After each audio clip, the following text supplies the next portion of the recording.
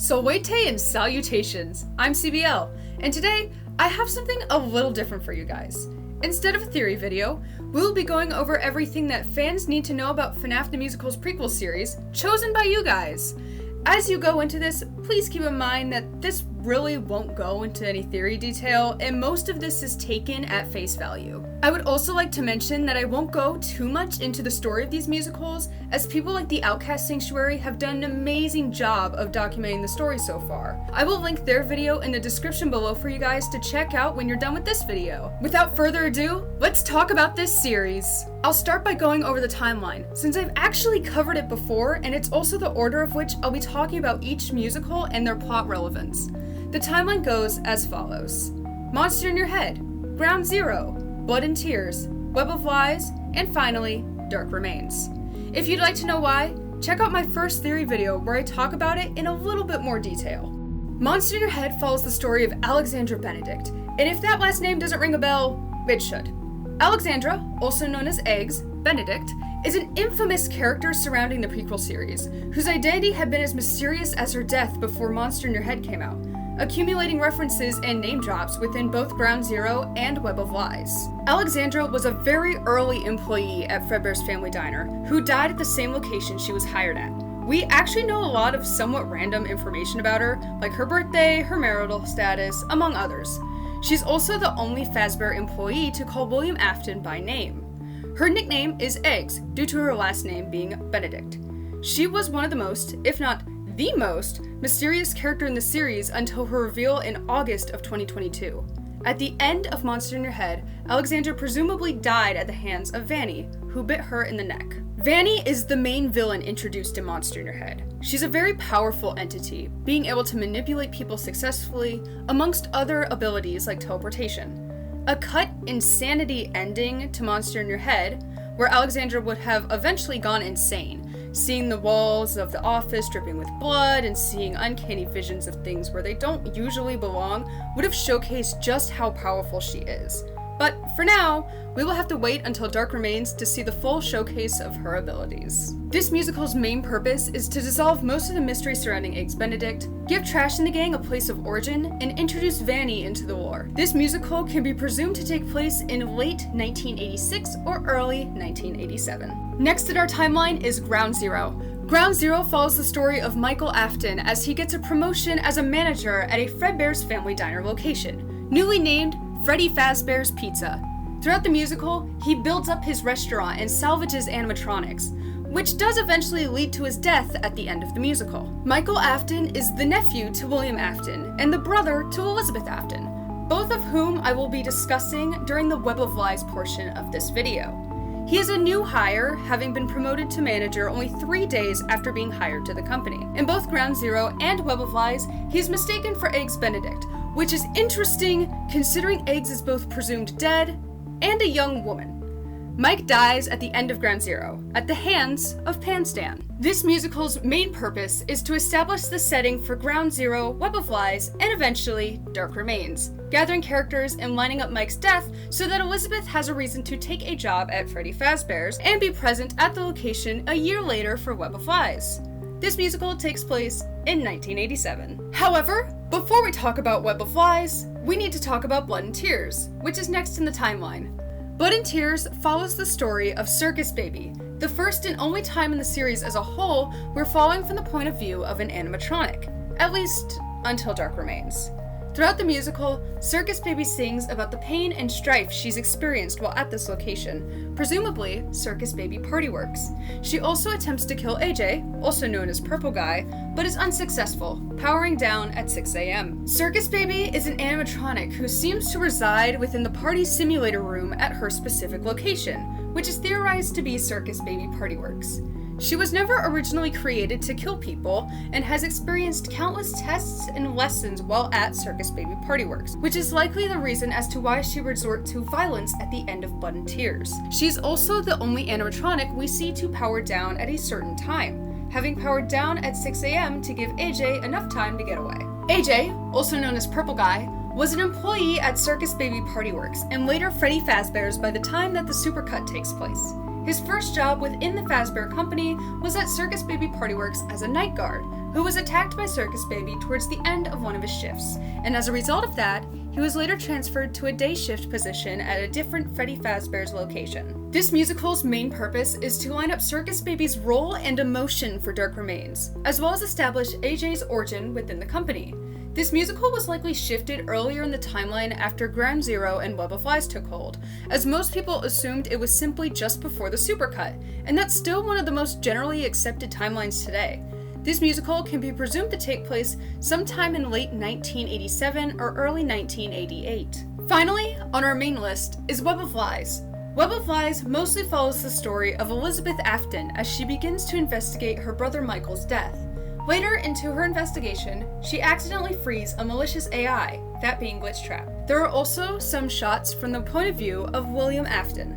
William Afton is the owner of Fredbear's Family Diner / Freddy Fazbear's Pizza, as well as Michael and Elizabeth's uncle. To quote Glitchtrap, he uses his restaurant as cover to murder kids in his spare time. He has been known to threaten employees to get what he wants, an example being him threatening to stuff Alexandra in an animatronic after she makes trash in the gang, and he is more than eager to hide the fact that he has been committing crimes at these restaurants. Elizabeth Afton is a newer employee who took a job at Freddy Fazbear's to investigate her brother Michael's death.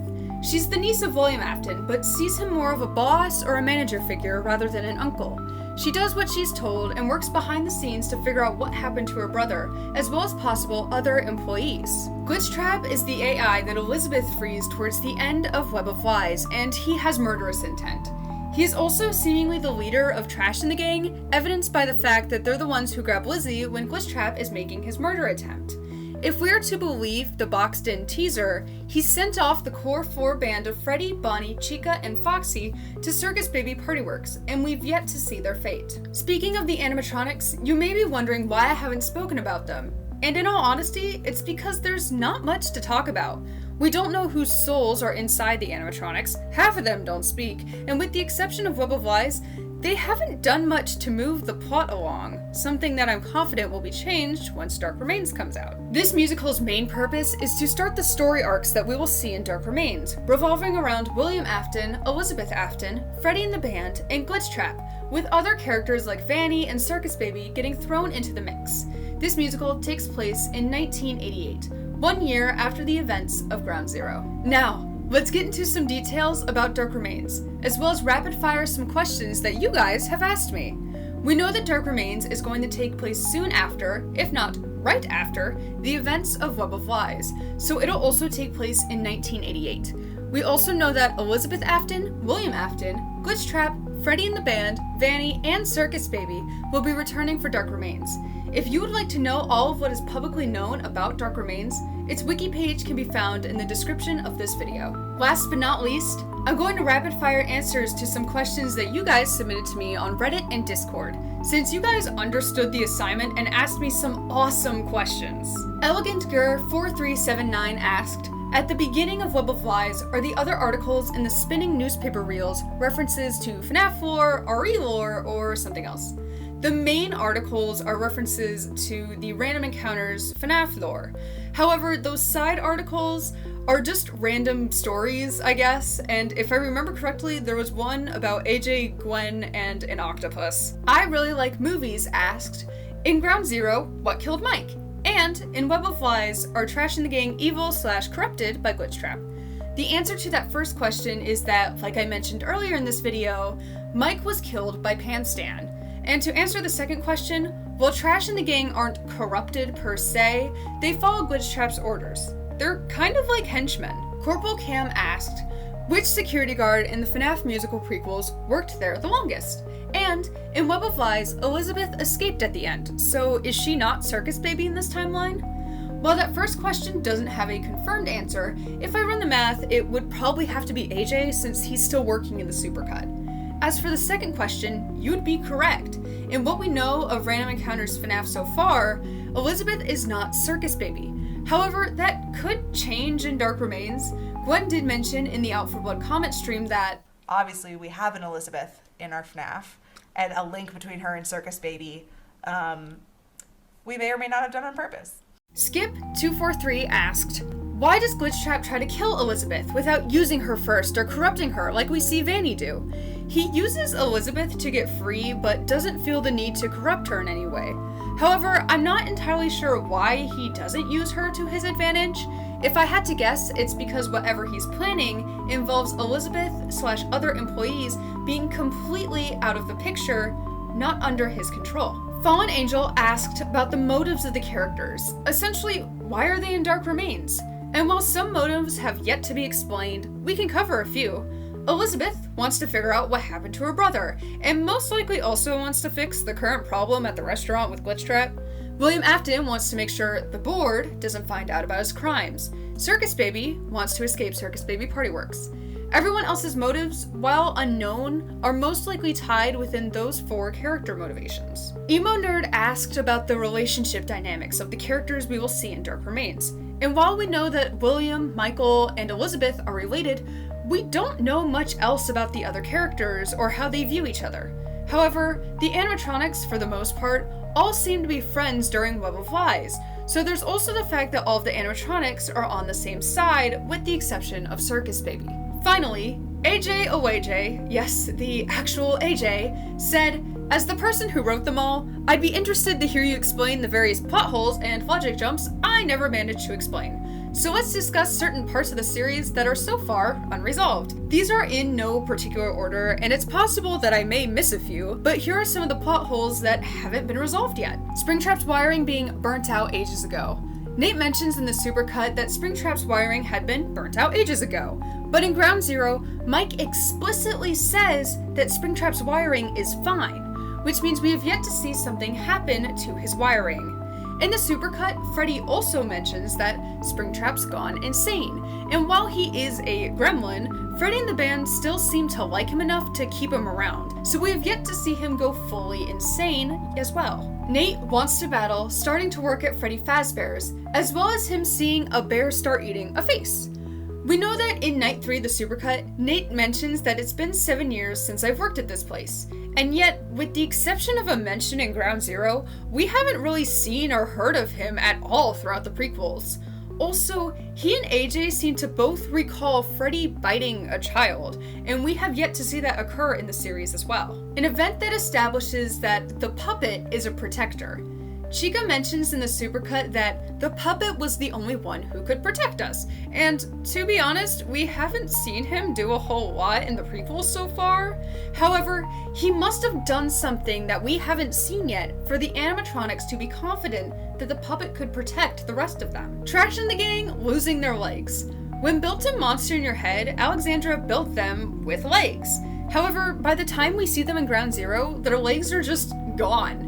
AJ also mentioned this in the Monster in Your Head comment stream, so it feels like a solid detail to point out. Finally, the fact that health and safety inspectors are due to come to the restaurant at some point after Web of Lies. I feel like this doesn't get brought up enough, but the health inspector at the beginning of Web of Lies mentions that the board will be coming in the next few days to inspect the restaurant in person, which means it's highly likely that they'd show up at some point in Dark Remains. This was definitely a lot to unpack, and by the time I upload this, I will probably be very exhausted since this is a massive video for me. However, I hope I was able to help you guys understand a lot more about this series before Dark Remains comes out. If I missed anything or you have a question of your own, you can put them in the comments. Be sure to check the description for all the links I mentioned during this video, as well as my socials. Before I sign off, AJ, if you're watching, please let me know if I screwed something up. And remember, let your theories fly!